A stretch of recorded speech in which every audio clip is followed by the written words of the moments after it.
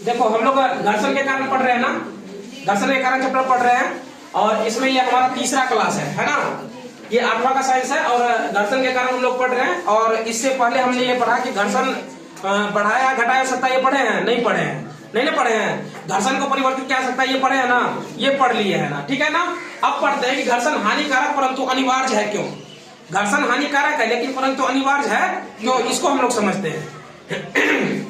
तो सबसे पहले पॉइंट लिखे इसमें, सतहों के बीच घर्षण से ऊर्जा का अपव्यय करते हैं। अपव्यय करने का मतलब क्या होता है कि घर्षण, जब दो वस्तुओं के बीच में घर्षण होगा तो कुछ ना कुछ ऊर्जा का क्षय होगा ना जी। मान लो कि मैं अभी चल रहा हूँ तो ये क्या हो रहा है कि जूता और स्पर्श के बीच घर्षण है ना।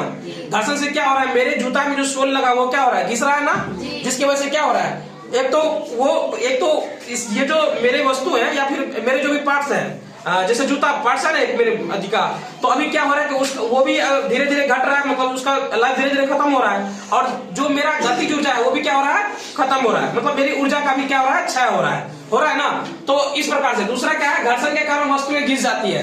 ये भी है कि जब भी घर्षण होगा तो वस्तुओं के बीच तो क्या होगा, वस्तुएं क्या होती है, घिस जाती है। जैसे एक ध्यान देना कि हम अभी जूता का एग्जांपल दिए, जैसे तुम अपने और किसी चीज का भी एग्जांपल ले सकते हो। जैसे मशीन में तुमने देखना कि जो ऊपर नीचे एक पिस्टन लगा होता है ना, वो घिसता है, उसमें अगर तेल ना डाले तो वो जल्दी घिस करके टूट जाता है ना। तो यहाँ पे क्या होता है कि वस्तुएं यहाँ से घिस जाती है, घर्षण के कारण घिसकर वस्तुएं खराब हो जाती है। ये भी है कि घर्षण के कारण क्या होता है, वस्तुएं खराब होती है। अक्सर जितनी भी वस्तुएं वो घर्षण के कारण क्या होती है, खराब होती है, ठीक है। मशीनों में घर्षण के कारण ऊर्जा का क्षय होता रहता है। जब मशीनों में ज्यादा घर्षण होने लगता है तो वहां पर क्या होता है, ऊर्जा का क्षय होने लगता है, ठीक है।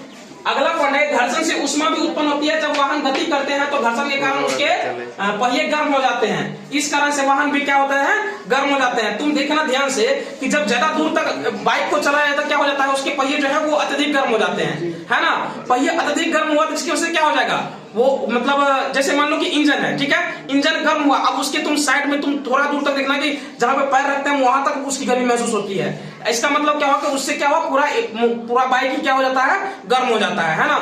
इसलिए कह रहे हैं कि घर्षण से ऊष्मा भी उत्पन्न होती है और जब वाहन गति करते हैं तो घर्षण के कारण उनके पहिए गर्म हो जाते हैं। इस कारण से वाहन भी तो घर्षण से क्या होती है, ऊष्मा उत्पन्न होती है, जिसके कारण क्या होता है, क्या होता है, पूरी वाहन भी गर्म हो जाती है। जैसे तुम चक्का को भी छू करके देखना, जब तेज बाइक चलती है, अगर मान लो कि तुमने 15-20 किलोमीटर कवर कर लिया, अब उस चक्का को छू करके देखना वो क्या होती है, गर्म हो जाती है, ठीक है। वो किसके कारण गर्म होती है, घर्षण के कारण ही वो गर्म हो जाती है। और कुछ समय के बाद उस पहिए को बदलना में पड़ता है तो उससे क्या होती है, हम लोगों को हानि होती है, हम लोगों के पैसे की बचत नहीं हो पाती है ना, वहां पे पैसे के खर्चे करने पड़ते हैं, ठीक है। अगला है, वस्तुओं में रगड़ के कारण घिसाव होता है, ऊष्मा उत्पन्न होने से अधिक यांत्रिक ऊर्जा का व्यय होता है। जब ऊष्मा अधिक उत्पन्न होगा तो क्या होगा, यांत्रिक ऊर्जा का क्या होगा, व्यय हो जाएगा, यानी कि बर्बाद होगा, ठीक है ना। जैसे ही ऊष्मा उत्पन्न होगा, यांत्रिक ऊर्जा का क्या होने लगेगा, व्यय होने लगेगा। अब घर्षण लाभदायक है, ये कैसे, तो हम लोगों का पृथ्वी पर चलना घर्षण के कारण ही हो पाता है। हम लोग जो पृथ्वी पर चलते हैं ना, इसका कारण सिर्फ एक ही है, क्या है, घर्षण है, ठीक है। अच्छा मान लो कि घर्षण होगा ही नहीं तो हम लोग क्या चल पाएंगे, बिल्कुल नहीं चल पाएंगे, बार बार गिरेंगे, कई बार गिरेंगे, हाँ। घर्षण के कारण ही वाहनों में गति संभव है, वाहनों के दिशा परिवर्तन में घर्षण सहायक होते हैं। अब मान लो एक एग्जांपल लेते हैं, मान लो कि एक हम घर्षण रहित बाइक बना देते हैं जिसमें घर्षण है ही नहीं, तो क्या तुम उस बाइक को जो है कहीं पे मोड़ सकते हो क्या, जैसे ही तुम मोड़ने की कोशिश करोगे क्या हो जाएगा, गिर जाएगा बाइक, है ना। तो घर्षण रहित हम कुछ भी नहीं कर सकते हैं।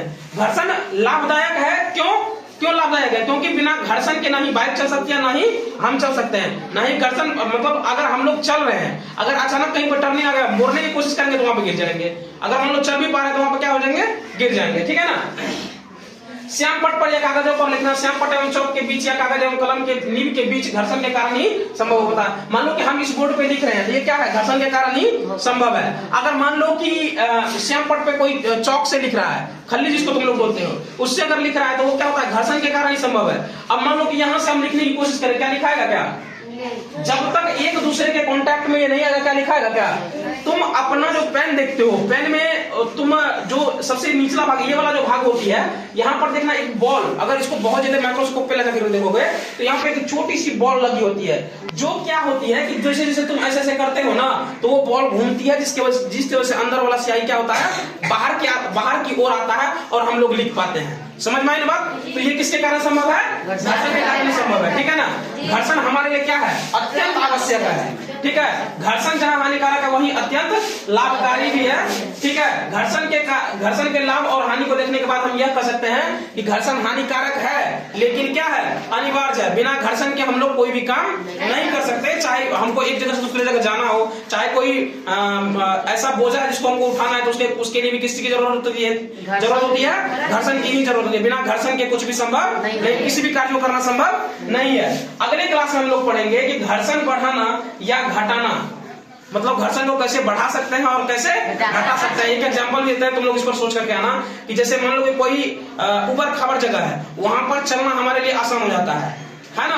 और कोई अगर मान लो कि बिल्कुल फिसलनदार जगह है, वहां पर हमारे लिए चलना क्या होता है? थोड़ा सा मुश्किल होता है। जैसे मान लो कि पहाड़ पे चढ़ना है ना, उसमें अगर ऊबड़ खाबड़ है तो चलना आसान हो जाएगा, है ना। जैसे सीढ़ी बनाता है ना, मान लो छत पे वैसे भी चढ़ सकते थे, वैसे भी चढ़ सकते हैं, लेकिन सीढ़ी को स्टेप बनाते हैं, क्यों बनाते हैं? क्यों बनाते हैं? क्योंकि उसके घर्षण को क्या सके? बढ़ाया जा सके, जिससे हम लोग को चलना आसान हो जाए। अब पहाड़ पर चढ़ने के लिए अगर मान लो नीचे उतरना है, उसके लिए अगर कोई फिसलनदार जगह मिल गया तो वहां से क्या हो जाएगा? हमारा बल का कम प्रयोग होगा और हम आसानी से नीचे आ सकते हैं, लेकिन वो हमारे लिए क्या है? हानिकारक भी हो सकता है ना। अगर थोड़ा सा डायरेक्शन इधर उधर हुआ तो हम क्या हो जाएंगे? वहीं पर एकदम खत्म हो जाएंगे, है ना, क्योंकि पहाड़ है ना, समझ रहे हो। तो घर्षण को बढ़ा भी सकते हैं और घटा भी सकते हैं। मान लो कहीं पर कील, अगर एक साथ ढेर सारे कील रख दिए तो वहां पर तुम आसानी से मतलब चल सकते हो। अगर अच्छा सा जूता पहन ले तो आसानी से चल सकते हो। वहीं पर अगर तेल लगा हुआ सतह पर हम तुमको बोले कि चलो इस पे चलना संभव है क्या? तुम बार बार गिरोगे, कई बार गिर सकते हो। तो उससे वैसे क्या हुआ? हम एक तरह से घर्षण बढ़ा भी दिए और दूसरे क्रम में क्या किया? हम घर्षण को घटा भी। तो अगले क्लास में हम लोग इसी चीज के बारे में डिस्कस करेंगे। फिलहाल आज के क्लास में इतना ही हम लोग करते हैं, ठीक है। आज के लिए इतना ही।